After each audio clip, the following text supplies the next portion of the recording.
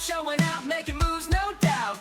FFA pride, it's what we're all about. From classroom dreams to real world flair, we got the stories you won't find anywhere. Beyond the jacket where the stories unfold, voices of the future, fearless and bold. Tune in now, let the passion ignite. It's more than a jacket, it's a way of life.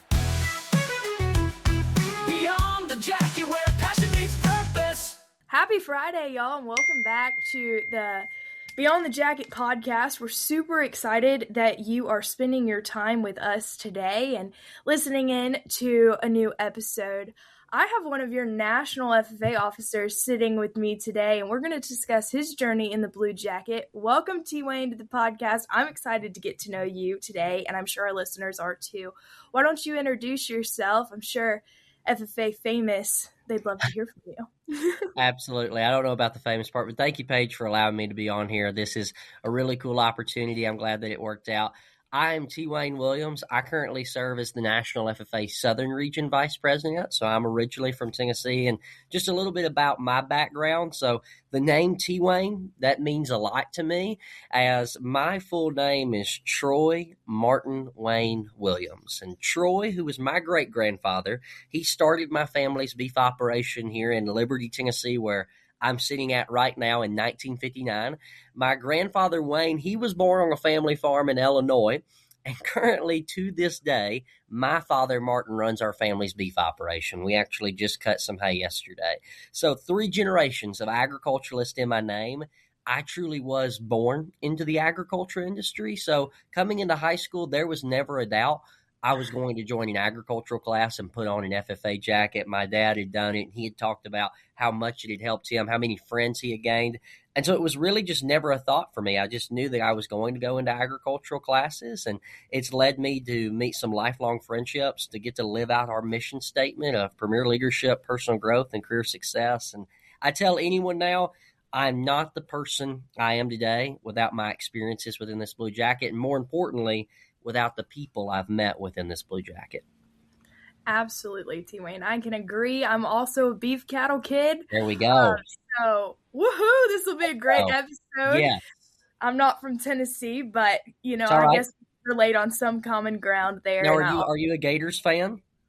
I am at the University of Florida, yes. Right. Both my parents went to the University of Georgia, though, so I guess I could be the black sheep of the family. Yeah, that's a big rivalry. Yeah, definitely. But it's kind of fun to ruffle those feathers. Right. The football games, go Gators for all my Gator fans listening in today. No, T. right. Wayne, who are you outside of the blue corduroy jacket? Are you the farm kid? I don't know. Do you like to play music? Who are you at your core?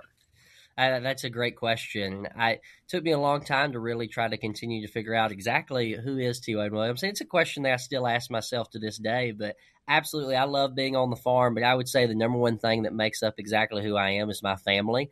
They are the cornerstone of my life. Every chance I get to see them, I want to be around them, and they truly make my world go round. I also, though, was really big into sports. I mean, all throughout middle school and high school, I was doing golf, trap shooting, and basketball.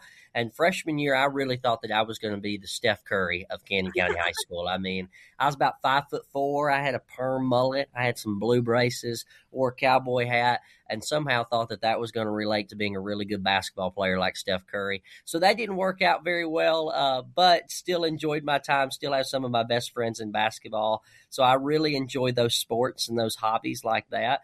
Also, my family, we show Tennessee walking horses. So that's something that's really important to us. Yeah, my dad started that back in the 80s, and it took me until I was 17 years old to pick it up. But once I did, I fell in love with it. We actually just had a baby filly that was born 2 weeks ago here on the farm. So we're all getting to love on the colt here. So love the farm life. Our farm, as I said, it started in 1959. And I would love, good Lord willing, to be able to, if you're down the road, but maybe 23 years from now, be able to still be right here in Gasaway, Tennessee, and put that Century Farm sign down in this farm to really continue on this family's legacy. Absolutely. No, I agree. Keeping that farm within the family and continuing on. Yes. In one of the best industries. I know I'm a little biased there. Right. Definitely continue farming for sure. That's so impressive to be so well balanced with so many different hobbies and things. I played volleyball. There you go. trap shooting and things of that Okay, nature. So I can relate to you on multiple there we levels. go. But by the time high school rolled around, FFA kind of consumed Now, my. when did you pick up trap shooting? Oh man, I was probably 10 or 11 and Okay, continued okay. I think I was that. 12. So yeah. I No, I remember love the it. first time we went, and obviously it was kind of like a sporting team Right. thing. And I was little. It was me and three other girls. We actually went on to all do FFA together, which is Awesome. kind of um. But I remember we were like struggling to hold the shotgun up. I mean, Yeah. obviously we got much better as we got older Right. and stronger. But I remember the Yeah. first time it was a royal train wreck. No, yeah, I'm right there with you. When I was 12, I was this scrawny kid, and I could barely pick up the shotgun. But I have like a competitive nature within me, so it kind of like right when I get there day one, and I'm missing all of these targets, I'm like, man, this is not what I want to do. And so I would go home, and my dad he would help count, and I would just sit in my living room with an empty loaded shotgun, and I would just pick it up time and time again, try to Yes, create that muscle memory because I'm like, that's the only chance I have to be able to pick up that shotgun that many times. It's absolutely. I practice. used to sit on my couch. We'd watch TV shows as a family at night before we go to bed. And every commercial, I would run into my parents' room There you and go. just keep lifting. And by That's then, I it. finally got better. But that's kind of funny that it connects everywhere. I know. Oh, A lot of man. people pick that up. When, when did FFA first enter your life? I know there's middle school chapters, high school chapters. Yep. When did that initial connection begin for you? So I really got two big connections that brought me into this organization, and it's crazy how there's a bigger plan that we can never even imagine. But I'm Amen to so that. thankful. Absolutely, I'm so thankful that I got to walk into that plan. So I told you, I entered high school. We didn't have a middle school program here in Canyon County, Tennessee, where I'm from, but enter into high school, and I had signed up for an ag class because my dad was adamant that I was signing up for an ag class. But again, I was really focused on basketball. I thought that was going to be my thing. My brother-in-law, who I go golfing with, look up to him. He's one of my heroes. He was on the 1,000 point scoring club at the high school. That's what I wanted to do. I wanted to put my name on the 1,000 point club, wanted to be the star sport player. And I'm about 2 weeks into conditioning of basketball, and I'm seeing all these guys who are 6'4", 6'5", playing, and I'm like, this is probably not going to work out for me. And my FFA advisor, she handed Miss Emily Haley is her name. She handed me a chapter officer application for Woodbury FFA. And I flipped through that application and I read things such as a CDE, an LDE, an SAE, official dress. I had no idea what any of that meant. And so A I was different super overwhelmed. language when you Yeah, don't know. exactly. So much lingo. And I'm like, I got no clue what this is. So I handed it back to her. I was overwhelmed. I said, Miss Haley, this just really isn't for me. Then the next week, I'm walking out of basketball practice, and we're about to go on a 3-day weekend. So I'm pretty excited. My dad's in the parent pickup line. I'm about 30 feet from the doors, 30 feet from freedom, as I like to say. And that same FFA advisor, Emily Haley, she rounds the corner of the hallway. She stops me dead in my tracks, and she hands me back that application. And she said these simple words, and it still gives me chills when I think about it. But she said, T. Wayne, fill this out, and it's going to change your life. And so I went back home that weekend. And I talked to my dad, my mom, and they were both so encouraging about it. And I filled it out to the best of my knowledge. And that next week, I got elected to the Woodbury FFA chapter Sentinel position. And I met some of my best friends that year. I got started within Creed speaking. And it was really that first year that I found a purpose. I found a community. And I found something that I really felt like I had potential in. And it's going into that was COVID year, though. And so we had our convention, our state convention here in Tennessee is usually in March. It was pushed all the way back to June. So I go to state convention in June as I'm capping off really my freshman year, about to go into my sophomore year of high school. And I'm still a pretty shy kid at this time. I'm getting involved within FFA. I'm liking it, but I'm not really the most outgoing. And we're at the first general session of Tennessee FFA State Convention. There are 3,000 FFA members packed in the Mills Auditorium. They are singing, they are dancing, they're super excited for session one. And then there's me. And I'm still about 5'4". I'm still holding on to that mullet. I got my blue braces, and I'm sitting in that chair. I'm not singing, I'm not dancing, because I'm thinking if I can just stay quiet enough, nobody will notice me. And then an announcer comes up onto the stage, and they say, we need 2 FFA members to come up here and rap the FFA creed.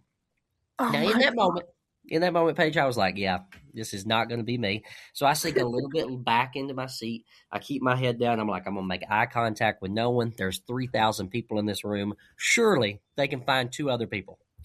But my FFA advisors, they had a different plan. Out of nowhere, I see them. They come up, they grab my FFA jacket, they pop the collar on my FFA jacket, throw Lord. aviator sunglasses on me, and push me up onto that stage.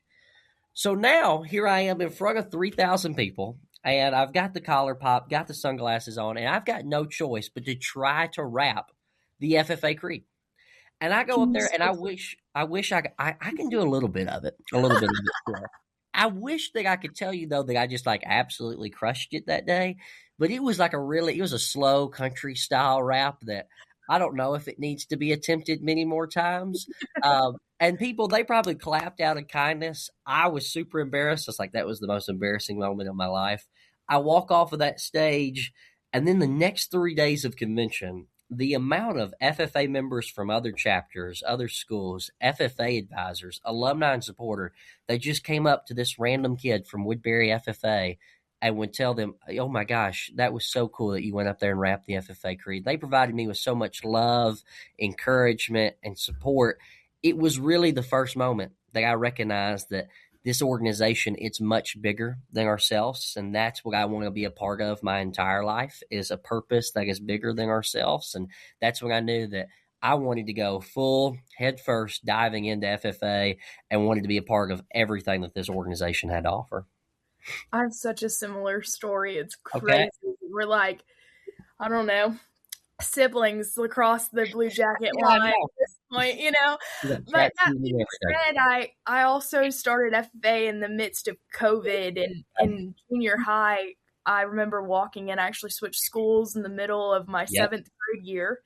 Found FFA not by mistake, but I didn't know what it was. There you Type go. situation. I was 4-H kid until then, and I joined FFA, and the next year ran for office for our chapter, There and you go. went to state to speak on a prepared public speaking, Yeah. and I was like, holy cow, I have no idea what I'm doing. There's so many kids, everybody's singing, Yep. like, Yep. okay. And then I turned into the kid that was the singing and the Singing. dancing. Exactly. It's kind of like a bug bites you, and you You're got hooked. it, and You you're are. never letting go. You never let them go.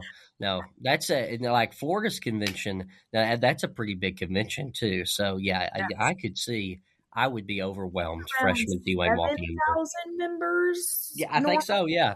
Wow. That attend. I mean, obviously Right. there's a lot more. We're affiliated now, so Right.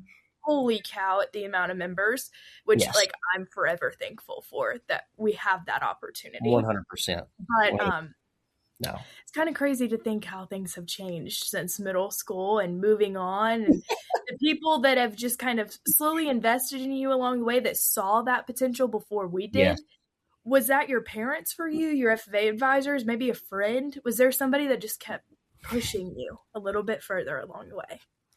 There was, and it was several people, and I've told people a lot that I'm so blessed to have the people in my life, because I'm not here serving as a National FFA officer. I'm not half of the person I am without them, and I always tell FFA members as I give them advice now, the greatest thing that I think that we can have in this life is a mentor, because mentors, they just know when the low moments are there, how to pull us up out of those low moments. And they also know in those high moments to recognize and thank the people around us, because oftentimes we didn't get there by ourselves. And my parents were always 2 of my biggest supporters, but I would say the person who just continued to push me and kept pushing me within this organization and ultimately within my life is my grandpa. My grandpa, he is the biggest supporter in my life. I mean, every trap shoot, every golf match, every birthday party, basketball game, wherever I'm at, Pap is there supporting me. And when I was about 16 years old, I had a goal within trap shooting. Now, I felt like some pretty big goals in my life. In kindergarten, I wanted to be first in line for ice cream at lunch on Fridays. 4th grade, I wanted to win the pickup basketball game at recess. But at 16 years old, I felt like I had a really big goal for myself. I wanted to win the Tennessee State Trap Shooting Contest. The singles, I wanted to win it. I wanted to run the perfect 200. That was something I put a lot of effort into. And so for 6 months of my life, 5 days a week, you could find me at the local OK Corral trap shooting range in Woodbury, Tennessee, probably about 15 minutes up from where I'm sitting right now.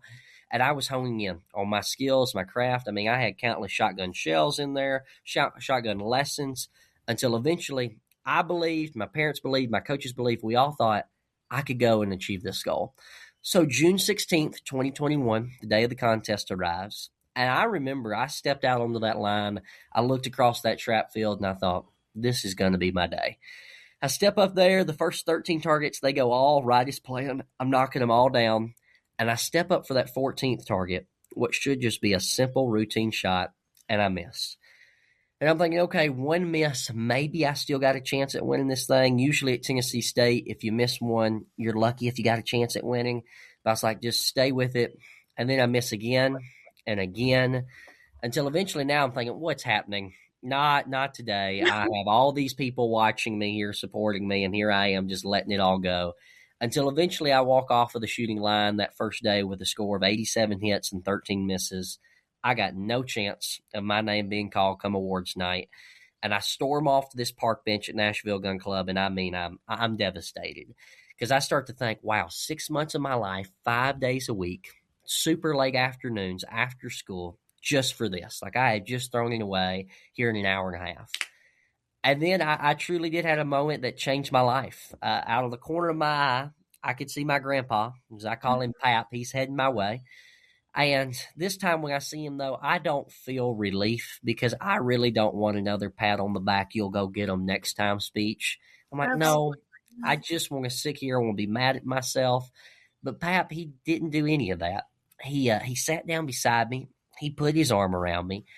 And he said these Tennessee country words that I'll never forget. He said, son, I just want you to know one thing. You're my hunting dog, even if you never catch a rabbit. And in that moment, Pap, he didn't have to explain what that meant to me. He showed me because Pap, he could have been a person there that day that wanted to only choose me if I did win, if I did shoot a perfect round, if I did, in his analogy, catch a rabbit. But Pap, he didn't choose any of it. Pap chose the people that he loved. He chose his grandson that day. And as I look at that, he gave me a sense of no fear to fail because I knew every time that I came up short, I still would have somebody in my corner supporting me. He was always going to pick me. He was always going to choose me.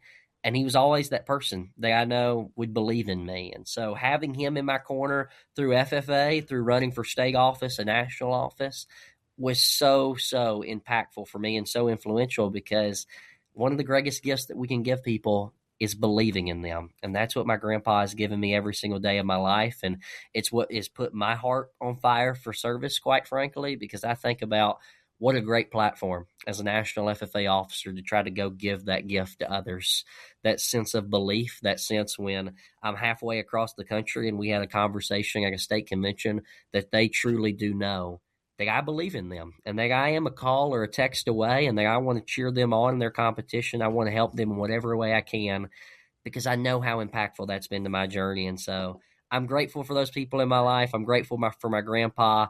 He was one of the first people that I got to see after I got elected to national office, and I'll forever hold that memory until the day that I die. Absolutely. It's those moments where you feel defeated, like your life is ending, your big goal Yes. you set, and it's not working out the way that you had planned. Exactly. And then somebody kind of gives you a swift reality check Yeah. that, like, it's all going to be okay. Thank this moment doesn't define you. And you probably learned more in that moment than you care to admit, even to this day. Absolutely. You learned more from your grandfather, or that perseverance is probably the point of it all. Absolutely. Yeah. Has there been a moment through running for these offices or in your time as a national officer where you thought you just missed it? You missed the bar? Absolutely. But you learned a lot more? Oh, 100%. there's more times than you can count. I mean, there's always going to be that sense of doubt. And one of my favorite quotes that I feel like I always go back to is everything that we want in this life is on the other side of vulnerability. When we expose ourselves to our weaknesses and we're in a place where somebody could maybe say, hey, you're just not enough, and that weakens us as a person, that messes with us mentally. Those are the times that when somebody actually comes in and says, no, I pick you, no, I am enough, that's the greatest gift we can have. That's when we create trust with other people. That's when we find confidence within ourselves. And I remember going throughout the National FFA Officer selection process. It was one of the most stressful and challenging weeks of my I life. can only imagine. Yep. I mean, there's no way to sugarcoat it. I was stressed out every single night, but I remember the process is over, and we end the process on the Thursday of National Convention. You don't get the announcement until Saturday morning, so you have Friday of convention to just sit there in your own thoughts. Yep, and just stew on it and think about. Okay, I wonder what's happened, because the nominating committee makes their decision Thursday night. So Friday, the decision is made. And I remember all that day, I was sitting there and I was thinking about the process, and you can go through the little details of what could I have done differently so many times. And one of my greatest mentors throughout FFA now, and I'm so thankful that I met him, and he's now, I feel like, the greatest mentor in life, Andy Paul from Georgia. Andy, he had been with me, helping me with the national officer process, and it's like 9:30 at night on this Friday, and I am having a mental breakdown because I'm thinking, I got this gut feeling, it's not going to be enough. I'm not getting elected. I've came up short, and I've got this feeling in my mind of, I have so many people in my corner who are supporting me, who are going to be there tomorrow cheering me on, and they're not going to be able to hear my name get elected. And that was a tough moment to sit with. And so I text Andy, and I'm like, you care for a walk? And so me and Andy, we walk all the way around Indianapolis that night, it felt like. And we talked about so many ways of our emotions, what we was feeling in that moment, how I was feeling like I just wasn't enough. I was just falling up short, and it was so tough. And we walked right up to Lucas Oil Stadium, and he gave me a line that I think it gave me chills in the moment. It still gives me chills. He said, the simple fact that I'm going to have to live with is that when I walk into that stadium tomorrow, no matter if I'm elected or not, my life is never going to be the same. And that I needed to find the people in my life that no matter what did happen, were going to love me for exactly who T. Wayne Williams is, who T. Wayne is outside of the blue jacket, as you had said at the very start.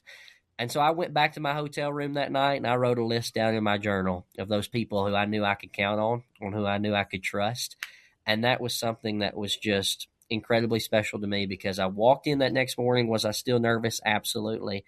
I mean, I there were so many emotions happening, but I was able in that Friday night of a moment to be like, I'm just not enough. I have came up short in one of my biggest goals of FFA so far, to then being able to think about how many blessings and how many communities that I have found throughout FFA, because I think that I have truly built a community that I can fall back on for years to come outside of this blue jacket of people that will be able to help me, that I'll be able to help. And that's the type of community that I want to be in. So there's been times like that, even throughout this year as a national officer.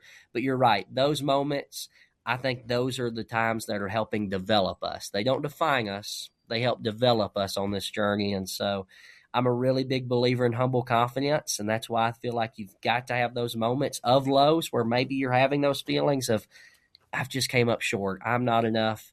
And you've got to have those mentors who can pull you out of them. But you've also got to have the high moments, the confidence moments, and be willing to recognize the people who helped you along the way. And I think when you can bring those two together of humble confidence, that's when you can truly become a leader that's effective.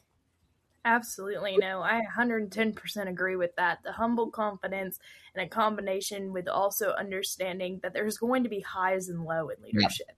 Yes. But at the end of the day, your purpose as a leader isn't yourself, it's your followers. Exactly. And T. Wayne, I don't know if you're a reader or have time on your flights all over the country, but I actually read a book for one of my college classes, and it's called The H Factor. And anybody listening about it, I actually had to read it for an ag communications class, and it's all about humility and leadership and how it goes in hand. So if you're interested, or anybody listening is interested, check it out.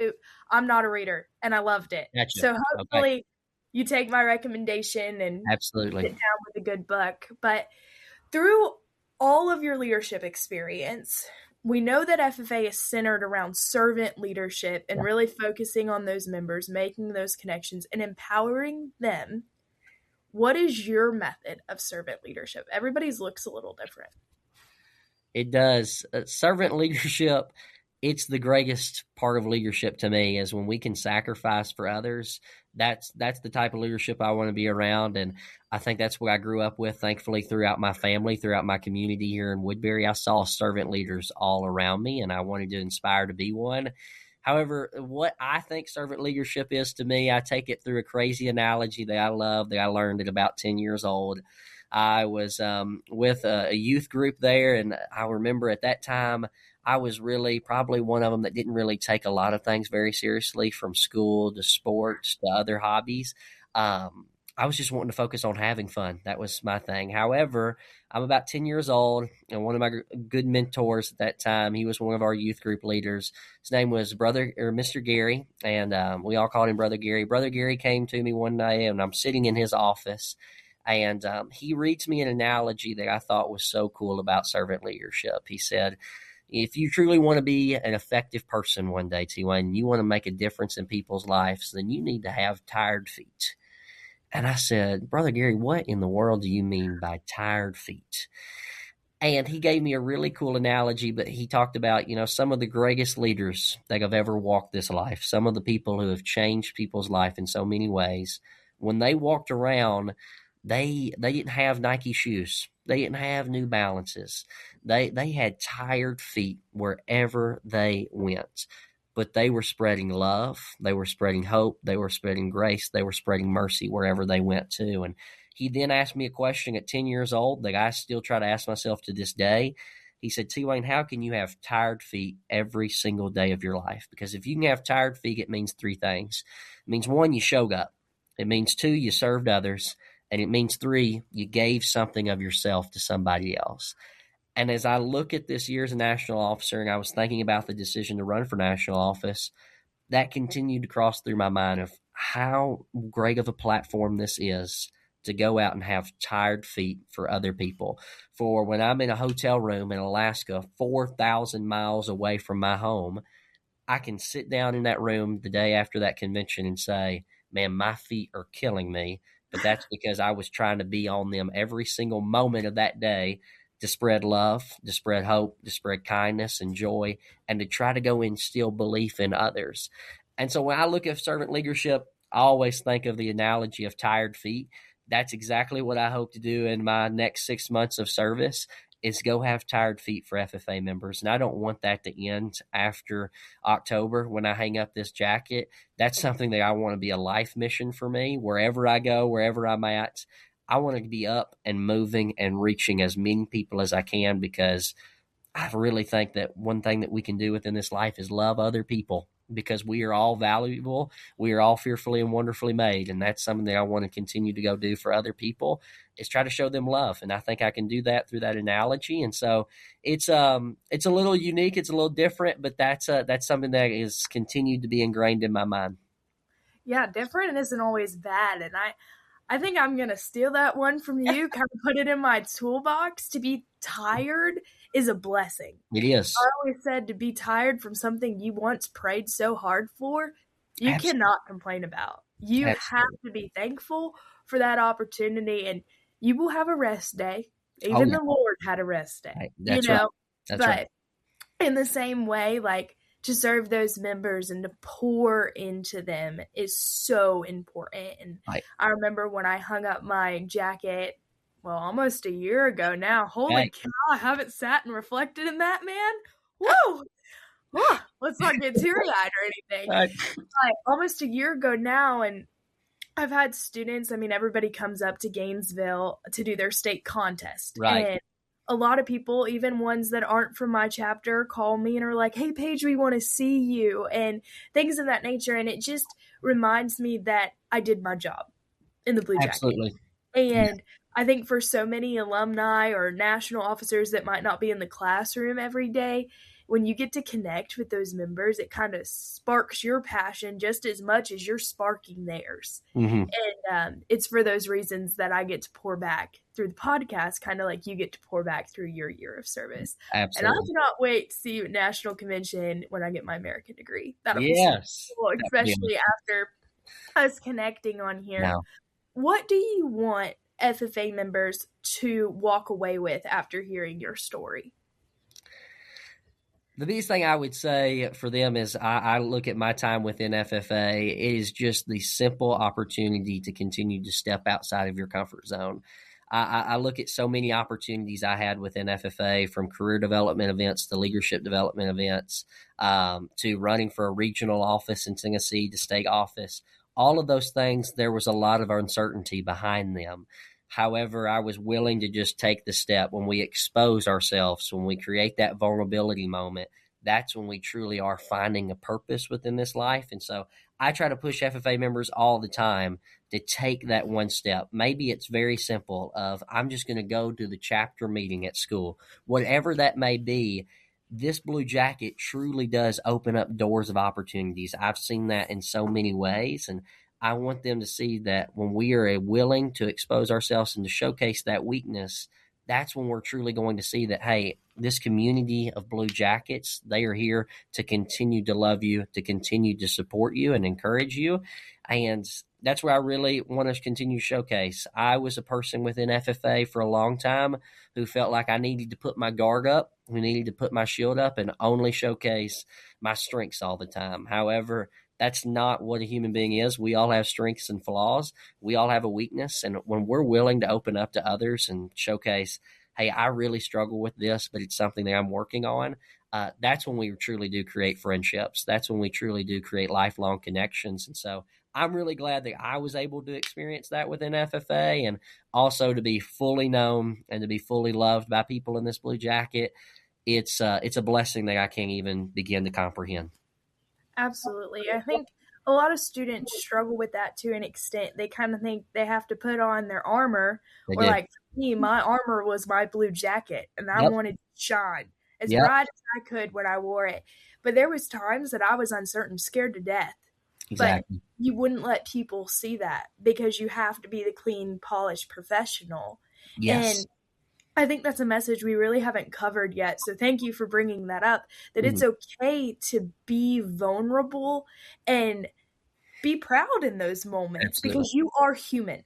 And I remember when running for state office, like I had to humanize those state officers because they Yeah. are so idolized in my brain. The same way with you, T. Wayne, like you're a national officer. I have to humanize that. And I'm sure Right. multiple members do too. And we're all the same at the end of the day. We Absolutely. all put on our pants the same way, put on our Yeah. shoes the same way. And I think that's what makes this organization so unique, is it's students leading students on common ground. Yes. No matter your position, we all serve the same industry. We all advocate for the future of agriculture and for better leadership moving forward. Yes. So thank you so, so much for coming on the show. Our Yes. listeners, I hope you enjoyed meeting T. Wayne just like I did and get to hear him throughout his year of service. We'll be following you. And listeners, be sure to like and subscribe, and see you next Friday.